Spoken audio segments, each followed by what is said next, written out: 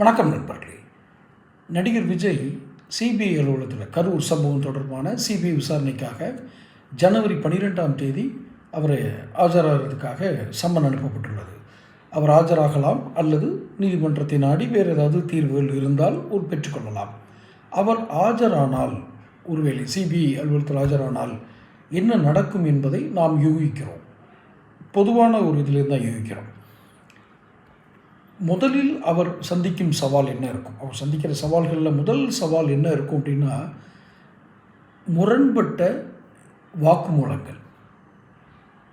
முரண்பட்ட வாக்குமூலங்கள்னால், போனது 3 பேர் 4 பேர், அந்த டிரைவர், அந்த விஜயனுடைய தேர்தல் பிரச்சார வேன் டிரைவர், அந்த 2ஆம் கட்ட நிர்வாகிகள், அவங்க அந்த நிர்மல், ஆதுவர்ஜுனா, புசி ஆனந்த், இவங்க கொடுத்த வாக்குமூலமே ஒன்றுக்கொன்று முரணாக இருக்கிறது. ஸோ இந்த முரண்பட்ட வாக்குமூலங்களை முதலில் எல்லாத்தையும் சேர்த்து, ஏன்னா எல்லோரும் இவர் தான் கையை காட்டுறாங்க, விஜய் தான் கையை காட்டுறாங்க. அப்படி தான் நம்ம கேள்விப்பட்டது. சிபிஐலேருந்து நமக்கு நேரடியாக கூட சொல்லலை, சிபிஐ தரப்புலேருந்து சொல்லப்படுறதா வர்ற தகவல்கள் என்ன அப்படின்னா, முரண்பட்ட வாக்குமூலங்கள். அதனால்தான் அவர் அழைக்கவே பட்டார். எங்கே சிபிஐ சம்மன் அனுப்புனதே அதுக்கு தான். எல்லாம் டிஃப்ரெண்ட்டாக கொடுக்குறாங்க. இன்னொன்று, நிர்வாகிகள் சொல்வதற்கும் அந்த கரூர் மாவட்ட காவல்துறை சொல்வதற்கும் நிறைய வித்தியாசம் இருக்கிறது.